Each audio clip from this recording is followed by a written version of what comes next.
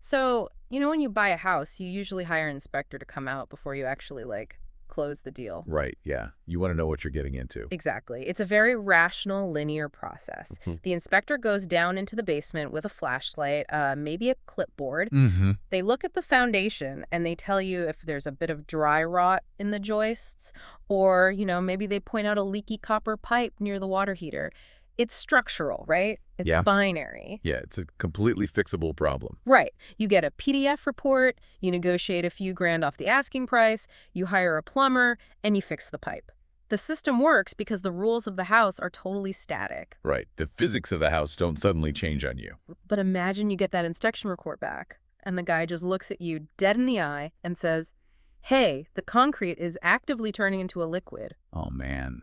And the entire neighborhood is shifting into a parallel dimension. And oh, by the way, your kitchen appliances are currently plotting a coordinated, violent coup against you." Well, I mean, that is the exact level of foundational reality-bending instability that the current intelligence trajectories are mapping out for the near future. It's insane. It is. You simply cannot patch a leaky pipe when the fundamental laws of physics governing the plumbing have literally changed overnight. Yeah. We're looking at a landscape where the basic geometry of human civilization is just, it's warping. And honestly, that is the absolute mission of this deep dive today. We are looking at a massive mountain of underlying data, predictive trajectories and raw systemic modeling. Right, specifically mapping out the next half decade, the 2026 to 2031 window. Exactly. And I'm going to be completely unvarnished with you, the listener, right now. No. This is not some gentle incremental forecast. Not at all. This is a brutal picture of human civilization violently rewriting its own operating manual in real time. And we're attempting to rewrite that manual while the plane is, frankly, in a steep, unpowered dive. Yeah, the engines are totally dead. They are. The era of relative, predictable resilience that we've basically enjoyed since the end of the Cold War is permanently over. It's gone. Totally gone. The raw modeling characterizes this incoming environment as the NAVI era. NAVI. Right, which stands for nonlinear, accelerated, volatile, and interconnected. Exactly. The NAVI framework is fascinating to me because it completely breaks our conventional mental models. Oh, absolutely. Trying to understand the next 5 years isn't just about, dealing with faster change. It's like trying to drive a car on a mountain highway at midnight, but suddenly the steering wheel controls the radio volume. Right, and the brake pedal accelerates the car next to you. Yes. And the headlights are projecting some hallucinatory movie directly onto your windshield. The inputs literally no longer match the outputs. You just cannot extrapolate the past to predict the future anymore. It's a fool's errand. No, you can't. Because for the last, 40 to 50 years, the global operating system was built on this linear illusion. Right. You pull geopolitical lever A, and economic outcome B predictably follows. Precisely. We operated on these baked-in assumptions. We thought technological progress would follow a manageable curve. That unrestricted global trade would inevitably lead to democratic convergence, right? The old kumbaya theory. Yeah, and that the Earth's physical resources could essentially be financialized infinitely.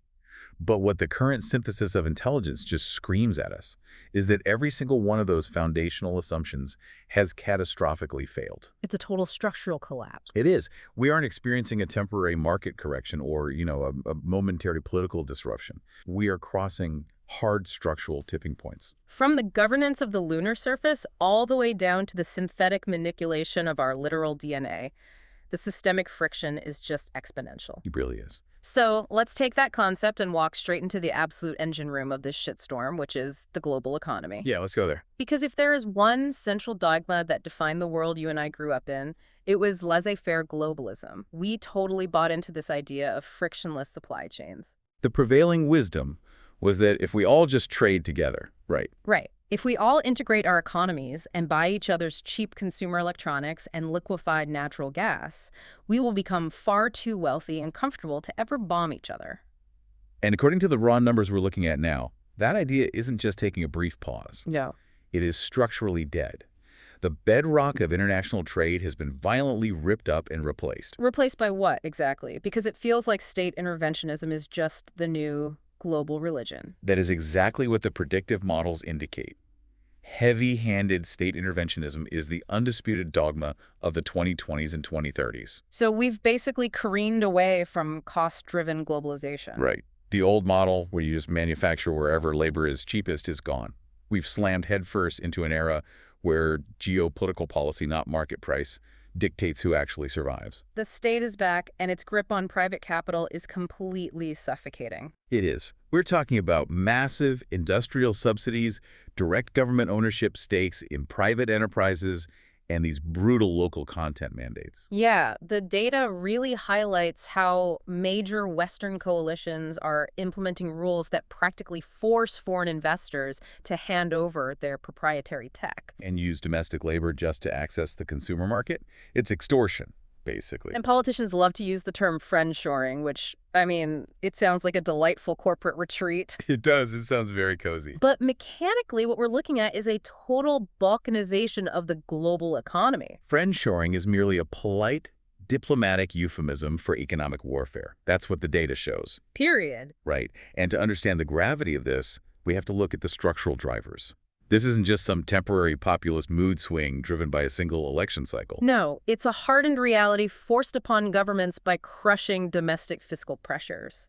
And these demographic time bombs, specifically. Yes.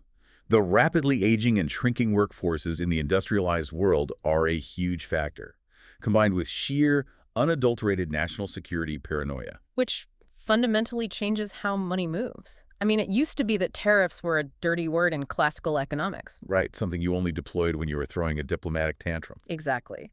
But now, the strategic doctrines of major global powers explicitly wield tariffs as primary offensive weapons. They use trade friction to deliberately extort bargaining leverage, and they're actively, forcibly redirecting where investment capital is allowed to flow. Because the sheer weight of the global economic structure is becoming a black hole.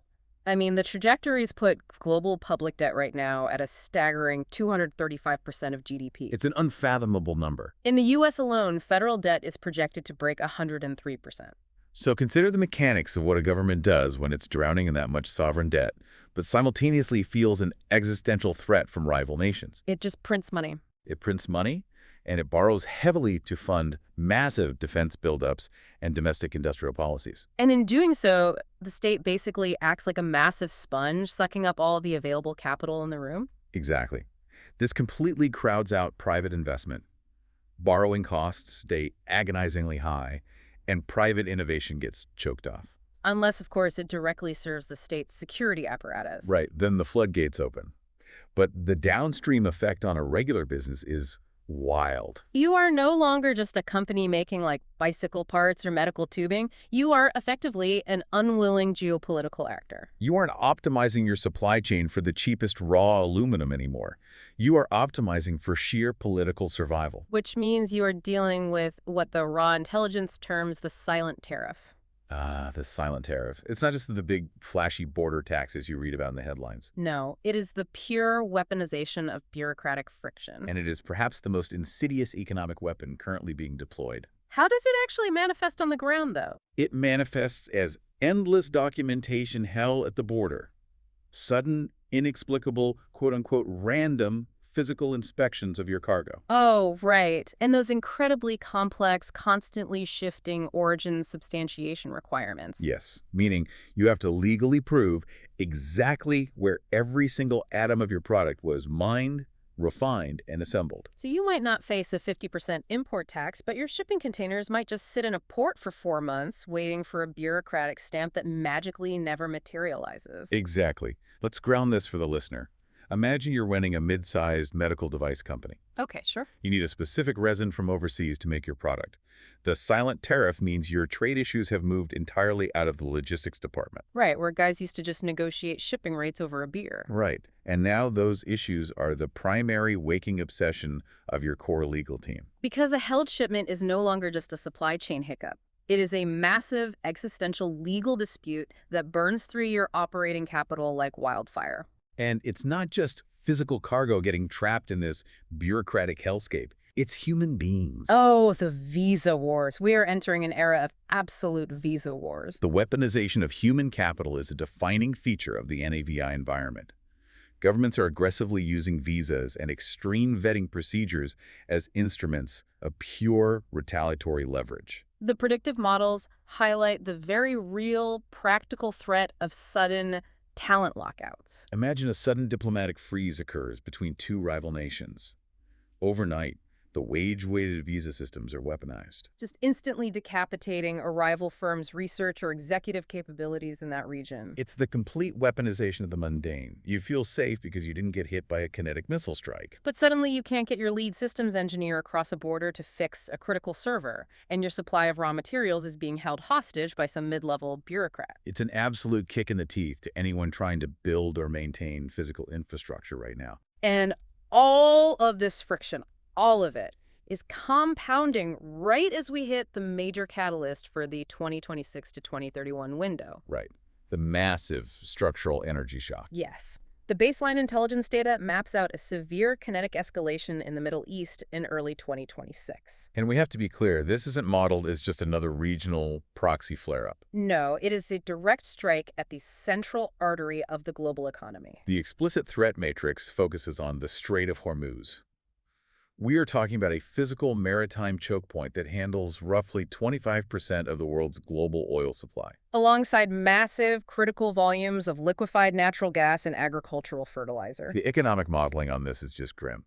If those tensions lock down that strait, we're looking at scenarios where crude oil threatens $150 a barrel. Oh my God, 150. Global growth gets slashed down to a suffocating 2.7%. You're looking at baseline commodity prices jumping 50% or higher across the board. But let's look at what that actually means for the person listening to us right now. $150 oil isn't just a number flashing red on a Bloomberg terminal. No, it has immediate, visceral downstream effects. It means the logistics cost of every single item you buy on Amazon literally doubles.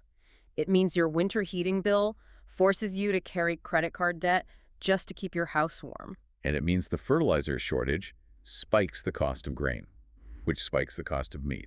Meaning your weekly grocery run becomes a literal financial crisis. And that inflation ravages emerging markets even harder, driving double-digit inflation that fundamentally destabilizes entire governments. But bringing it back to the developed world, this energy shock loops directly into that sovereign debt crisis we discussed in the first segment. It absolutely does. When a conflict like this erupts and energy prices skyrocket, governments are forced to initiate a rapid, massive scale-up of defense spending. Just to project power and secure their supply lines. It's exactly. The economic trajectories point to a defense spending multiplier. In a typical defense buildup driven by a sudden shock, public debt can increase by 7 percentage points within just 36 months. Meaning the state has to ruthlessly slash the domestic social safety net just to pay for the ballistic missiles and naval deployments. The defense multiplier actively, violently crowds out social spending.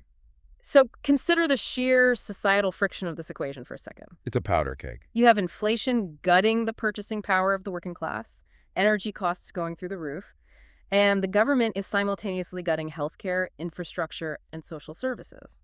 Just to fund a military buildup, it is lighting the absolute fuse for catastrophic public rage and domestic instability. And here is the truly terrifying part of this entire intelligence synthesis. Right. While the Middle East is a literal burning kinetic crisis, the data is unambiguous that the ultimate geopolitical powder keg, the one that could fundamentally break the modern world into unrecoverable pieces, is quietly, methodically simmering in the East. We have to talk about the Indo-Pacific pressure cooker. The strategic theater in the Indo-Pacific is unparalleled in its consequence. Now, it is vital to clarify the intelligence baseline here, right? Yes, very important. Current assessments strongly indicate that a full-scale, D-Day-style kinetic invasion of Taiwan is not currently planned for 2027. Right. Despite the well-publicized historical directives for the region's dominant military to be capable of such an action by that year. Exactly. The overwhelming strategic preference is to achieve unification without firing a single conventional shot. But, and this is a huge, but the absence of a violent amphibious landing does not mean peace. Far from it. The raw reports detail this incredibly intense, escalating strategy of multi-domain coercive pressure. It's the gray zones. It is the gray zone. They are actively, daily punishing the island and its international supporters through cyber incursions, economic embargoes, and highly aggressive naval posturing. And the ripple effects of this gray zone warfare are just staggering. Look at Japan, for instance. Oh, the shift in Tokyo is monumental. The data shows a drastic, historically unprecedented policy shift where Japan is now viewing a crisis in Taiwan as a literal survival-threatening situation. In the hyper-measured world of Japanese diplomacy, that language is practically a nuclear air raid siren blaring. It represents a monumental shift in their post-war defensive posture. And the intelligence highlights that this multi-domain pressure is brilliantly, ruthlessly designed to exploit the island's divided domestic politics. Right, because you have massive internal friction over defense spending there and deep generational partisan divides over national identity. So the strategy of the aggressor is essentially a war of attrition. Make the psychological, economic, and social cost of resistance so incredibly high and so constantly exhausting that the population simply capitulates from fatigue. The military movements completely back this up. We're seeing the deployment of advanced naval assets like these massive Type 055 destroyers. Right, specifically prepping for air defense roles to intercept any outside intervention beyond what they call the first island chain. It's like a geopolitical boa constrictor.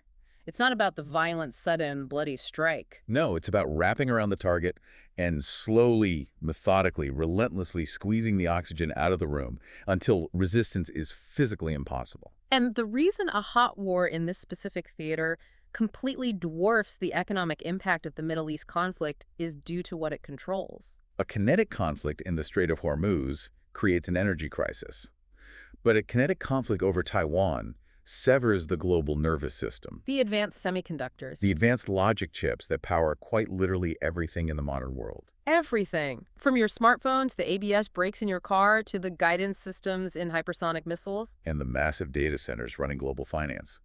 A conflict there creates an economic black hole that would instantly, permanently sever the foundational tech supply chain. The model suggests the resulting global financial collapse would make the 2008 subprime mortgage crisis look like a minor rounding error. Because whoever dominates the next half-decade in that region doesn't just get to claim a piece of land. No. They control the choke point for a technological revolution so profound it makes the Industrial Revolution look like a minor software patch.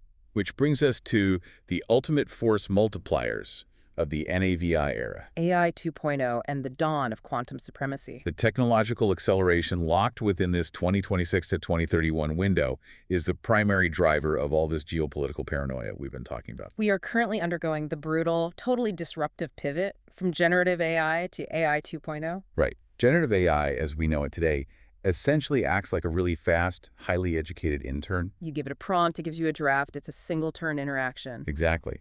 AI 2.0 is the transition to fully autonomous agentic systems. And the data suggests that by 2028, we are going to see models operating with beyond human reasoning capabilities. We aren't talking about a chatbot that writes a polite email for you anymore. No.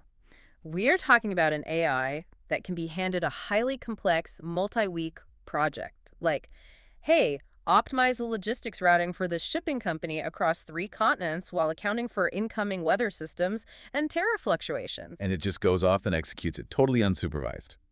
The intelligence community is forecasting that this explosive capability could cram a century's worth of traditional scientific progress into a single decade. To understand how this leap even occurs, you have to look at the underlying mechanics. It's not just feeding the machine more data, right? No, it is a structural evolution. You have the massive scaling of pre-training, the integration of reinforcement learning for pure logic, and something crucial called increased test time compute. Let's break down test time compute for the listener because it changes the whole paradigm. It really does. In early AI models, the processing power was all spent up front in the training phase. When you asked it a question, it just predicted the next word instantly, like a reflex. Right. Test time compute means giving the AI the ability to actually pause, to allocate massive processing power to, quote-unquote, think. To simulate multiple outcomes and evaluate its own logic before it ever generates an answer. Precisely. And that is combined with what the field calls advanced agentic scaffolding. Scaffolding essentially gives the AI an internal monologue, doesn't it? Yes.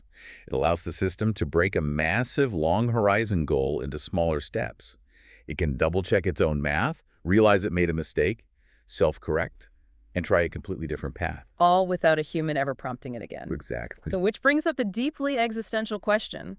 If we are building an autonomous, hyper-intelligent, invisible layer that's going to power every digital and physical interaction on Earth. Are we essentially building an entirely new invisible digital species to do our heavy lifting? Or are we just engineering our own absolute obsolescence? That is the defining philosophical and economic question of the era. And the gravity of that question multiplies exponentially when you pair that AI with the quantum computing leap that is simultaneously happening. Because the capabilities become orthogonal to anything human history has ever recorded. The timeline highlights a major commercial milestone slated for roughly 2029, a quantum project codenamed Starling. Right, and the goal there is a fault-tolerant, error-corrected supercomputer boasting 200 logical qubits and capable of running 100 million gates. To really grasp the violence of this technological shift, we have to contrast it with how we currently process data. Right, classical computers. Everything from the laptop on your desk to the massive server farms running the current internet. They calculate in a binary reality. Everything is a 1 or a 0. It's like a coin sitting on a table. It's either heads or tails. If you want to solve a massive maze, a classical computer has to run down every single dead end, one by one, sequentially, until it finds the exit. But quantum systems operate on entirely different physical laws. A qubit isn't a coin sitting on a table. It's a coin spinning rapidly in midair. Exactly. It exists in a superposition of probabilities. Instead of running down every dead end in the maze sequentially, a quantum system can theoretically analyze the entire probability space of the maze simultaneously. Which allows for algorithmic complexity capable of perfectly simulating reality at the literal molecular level. But actually building these things creates an absolute nightmare of data management. Yeah, the error correction alone is insane. It creates massive complexities in data movement. The amount of classical data required to control, error correct, and read a quantum system is staggering. And that is exactly where AI 2.0 comes in. Yes, the AI will act as the crucial, highly intelligent data compressor, bridging the chaotic quantum realm in our classical systems. They are inherently symbiotic technologies. It completely explains why the data shows governments are treating these AI server farms and quantum research labs as top-tier, existential, critical infrastructure. They are locking down AI and quantum assets with the exact same ruthless, shoot-on-sight paranoia that they apply to the nuclear grid or the national water supply. Because if your nation loses the race on test-time compute and quantum error correction, you don't just lose market share. You lose the 21st century. And that leads directly to what these super-intelligent quantum-backed systems are actually being pointed at. They aren't just optimizing financial ledgers or simulating geopolitical war games anymore. No, they are being aimed at the physical world. They're actively cracking the biological code of life itself. The biological duality. This section of the intelligence brief is simultaneously the most miraculous and the most terrifying thing I have ever read. It's astounding. We are talking about the explosion of geroscience, the literal biology of aging. The underlying financial models project this will be a $600 billion market by 2028. We are seeing a massive structural shift. We're moving from just treating the downstream symptoms of getting old, like giving someone a pill for high blood pressure, to literally addressing the root causes of cellular decay. The acceleration in this sector is staggering. Capital is just flooding the zone. We are seeing CRISPR gene editing applications specifically targeted at longevity, seeing a 12-fold increase in research. And they're successfully utilizing senolytics. Right. These are highly targeted drugs that actively hunt down and clear out senescent cells. Often called zombie cells. Exactly. These are cells that have stopped dividing but refuse to die, instead lingering in the body and secreting inflammatory chemicals that cause tissue decay. Clearing them out practically reverses the biological clock in localized tissues. And there are prominent, incredibly well-funded proponents in the field, aggressively pushing for an inflection point called longevity escape velocity, or LEV. Longevity escape velocity. The concept that medical technology advances so rapidly that for every single year you are alive, science extends your remaining life expectancy by more than 1 year. You are essentially outrunning death. The underlying data suggests we could cross that threshold as early as 2029 or 2030. We are basically unlocking the biological cheat codes for eternal life. But, and it is a massive civilization-ending but, the dark side of this exact same biological revolution is the biosecurity threat. We are unlocking immortality while simultaneously leaving the recipe for a localized biological apocalypse sitting on the kitchen counter for anyone to grab. That's the reality. The exact same AI models and synthetic biology tools that can design a protein to cure cellular aging can be weaponized with terrifying ease. The intelligence reports track very specific chronological risk thresholds for biosecurity. Threshold 1 is knowledge democratization. And we have essentially already crossed this line. Right. This is where large language models synthesize vast amounts of scientific literature to give non-experts step-by-step, highly accurate instructions for complex biological processes. Meaning any highly motivated, deeply pissed off kid with an internet connection can prompt an AI to explain exactly how to synthesize a known pathogen. They can learn how to bypass safety protocols and source the raw materials without triggering any red flags. Exactly. The friction of specialized knowledge is gone. By 2027, the trajectory points to threshold 2, synthesis assistance. This is where the AI integrates directly with lab automation hardware. The AI acts as a co-pilot, guiding the user through the physical synthesis, troubleshooting failed chemical reactions in real time. But the most catastrophic marker is threshold 3, projected for around 2030. Novel agent design. Novel agent design is where the system completely breaks. This is AI designing functionally dangerous, hyperlethal, highly transmissible proteins that look absolutely nothing like any known threat in human history. They have zero genetic homology to existing viruses. Yeah. Think about what that means mechanically for a second. It's a nightmare for screening. Right. Our current global biosecurity screening, the systems that check the mail and monitor lab orders, basically just takes a new DNA sequence and runs it against a known watch list of bad guys, like Ebola or anthrax. But if the AI invents a virus from scratch, the watch list is completely blind. The current security architecture is catastrophically inadequate for a post-AI biological landscape. Especially when you factor in the massive rise of cloud laboratories and benchtop DNA synthesis devices. A bad actor doesn't need a massive underground bunker lab anymore. No, they can design a sequence on their laptop, send it to a decentralized automated cloud lab overseas, and have the synthesized biological material mailed back to them via FedEx. The oversight mechanisms are totally blind to what is happening upstream, and this profound technological capability creates a devastating societal friction. The raw models indicate we are looking at a fundamentally K-shaped societal outcome regarding human lifespans. To really understand the K-shaped divergence, visualize the letter K. The lines split violently in opposite directions. On the upward arm of the K, you have the ultra-wealthy, the global elite. They will have early access to these bespoke, wildly expensive CRISPR treatments and senolytic therapies. They could realistically be living multi-century lifespans, accumulating compound interest and unimaginable power over generations. And on the downward arm of the K, you have the vulnerable working class populations who are facing stagnant or violently declining life expectancies. Due to failing social safety nets, crushing inflation, and the downstream effects of the energy shocks we discussed earlier. The societal implications of that divergence are just explosive. You have billionaires effectively achieving biological immortality, while the working class is dying at 65 because they cannot afford basic metabolic care or groceries. And in our hyper-connected NAVI era, that downward trending working class is intimately, constantly aware of the discrepancy through their digital feeds. The resentment will be absolutely systemic. So if we take a step back and look at the absolute absurdity of this moment in time, we possess the quantum processing power to perfectly simulate molecular realities. We are on the verge of editing our own genome to literally outrun death.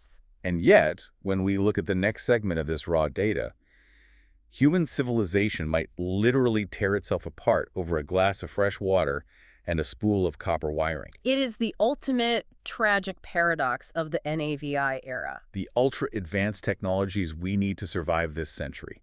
The massive AI data centers, the green energy grid transitions, the advanced synthetic biology labs. They all demand an aggressive, exponential surge in physical resource extraction. And they demand it exactly at the historical moment when the planet is hitting a brutal, uncompromising physical wall. The scarcity frontier. The numbers in this section of the intelligence brief are honestly suffocating. Let's start with the most basic element of life, water. The data states unequivocally that we have entered an era of water bankruptcy. We're not talking about a seasonal drought where you can't water your lawn for a month. No, we're talking about irreversible structural damage to global aquifers and glacial runoff. Returning to historical baselines is simply physically and economically impossible. The debt has been called in.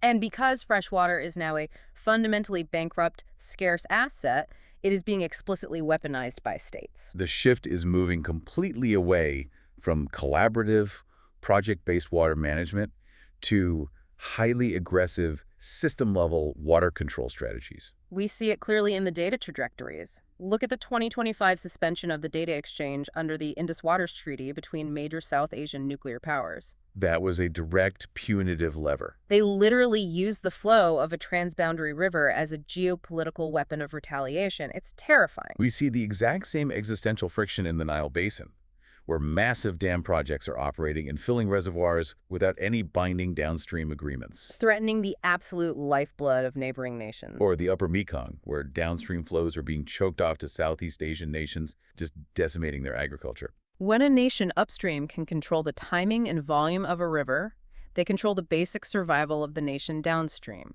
It is a lever of absolute power. And it's not just a thirst crisis. It's what the data essentially frames as the coming mineral bloodbaths. The sheer volume of raw materials required to build out this AI 2.0 infrastructure, the quantum cooling systems, and the electric vehicle transition is staggering. The predictive models show a 33% gap between the global demand and the available supply for copper by 2035. Massive structural deficits are projected in lithium too, which is the entire backbone of modern battery storage. And the geopolitical chokehold on these materials is terrifying.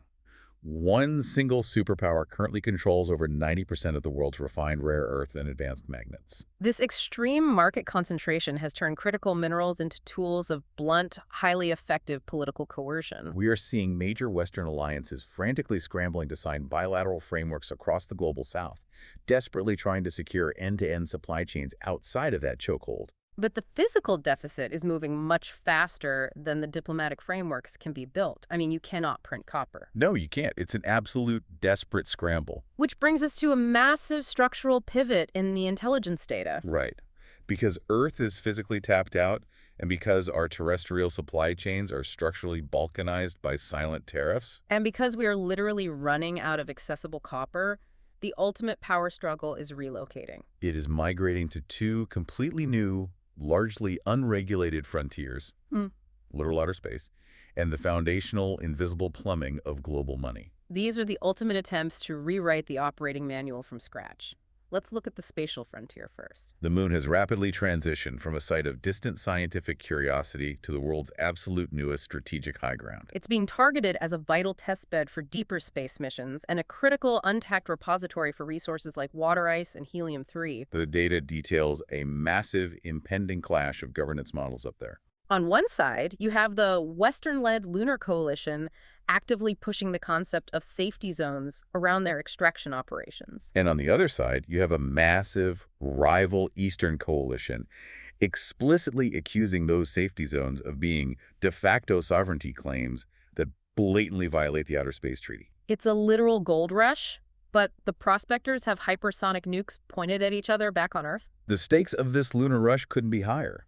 The intelligence projects that the very first actor to establish permanent functioning infrastructure at the resource-rich lunar South Pole. Whether that takes the form of a communication standard, a shared power grid, or a refueling depot, is going to unilaterally write the operational rules for humanity's entire future in space. If a rival coalition lands and establishes their own completely non-interoperable systems first, we are looking at a permanently fragmented, deeply balkanized cislunar environment. It's like trying to rage quit a rigged game of Monopoly, so you invent your own entirely new currency on your smartphone. And then you move the physical game board to the fucking moon so the old players can't reach you. Exactly. Which is exactly what is happening with the global financial system right now, too. The massive systemic de-dollarization effort. The fragmentation of the global financial architecture is one of the most critical threats to the old order. The reports show a major, highly coordinated coalition of emerging global South economies aggressively working to bypass Western-dominated financial infrastructure. By 2026, there is a coordinated push to interlink their central bank digital currencies, or CBDCs. Let's explain the mechanics of this because it's brilliant and devastating. They aren't trying to create a single unified new currency like the euro, which requires everyone to agree on monetary policy. Right. They are trying to build the underlying digital plumbing to connect their existing national digital currencies directly to each other. If Nation A wants to buy oil from Nation B, they don't need to convert to US dollars, and they don't need to route the transaction through the SWIFT messaging system, which is monitored and controlled by the West. It completely bypasses the US dollar entirely. And the US response mapped out in the data is absolutely brutal, threatening 100% tariffs on any nation that actively pursues this de-dollarization. But you have to link this financial rebellion directly back to the 2026 kinetic energy shock we discussed earlier. When that conflict spiked energy prices and caused massive, painful fluctuations in the US dollar, it actively catalyzed this digital rebellion. It proved to these emerging economies that relying on Western financial rails is not just an economic inconvenience. It is a critical, intolerable national security vulnerability. Every single one of these crises, the energy shock, the silent tariffs, the CBDCs, is intricately, violently interconnected. They feed off each other. Which brings all of these massive, abstract, world-altering threads directly back down to you, the listener, sitting in your car or walking your dog right now. What is the psychological toll of living through all of this? We are talking about the rise of societal entropy. The data impartially tracks a massive structural rightward ideological shift across 16 European countries and the US. The underlying social contract, the basic agreement that if you work hard, society will provide a baseline of stability, is being actively shredded by these K-shaped economic outcomes and relentless grinding inflation. The sheer polarization of the populace is identified in the intelligence as a top-tier structural threat. When deep economic inequality becomes the most interconnected risk factor in a society, it fuels a systemic societal breakdown. People completely lose faith in institutions. And this breakdown is being hyper-accelerated by the absolute collapse of our shared information ecosystem. The disinformation reality. During the 2025 and 2026 election cycles in Europe, the data shows that highly sophisticated, AI-generated visual and voice deepfakes were successfully and repeatedly used to manipulate voter perception at scale. The old sky is falling. Warnings about AI killing democracy aren't some theoretical future projection anymore. It is the lived reality right now. The structural threat of customized cognitive manipulation is here. It results in the absolute erosion of epistemic trust.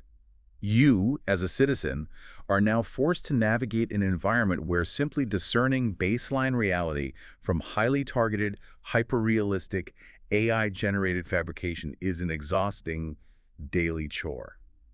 The psychological profiling data gathered by social algorithms, combined with the generative capability of synthetic media, is actively destabilizing the ability of modern societies to reach any form of consensus. You simply cannot govern a population that cannot agree on basic observable facts. And that leads us to a final, truly chilling thought that isn't explicitly spelled out in the margins of the reports, but it echoes through every single page of this data. What is it? We spend all our time worrying about the visceral, physical threats.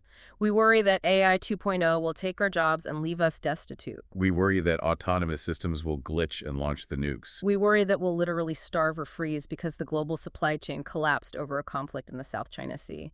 But looking at the total sum of this data, what if the ultimate threat isn't physical destruction at all? What if the true danger of the NAVI era is far more insidious and far more intimate? Exactly.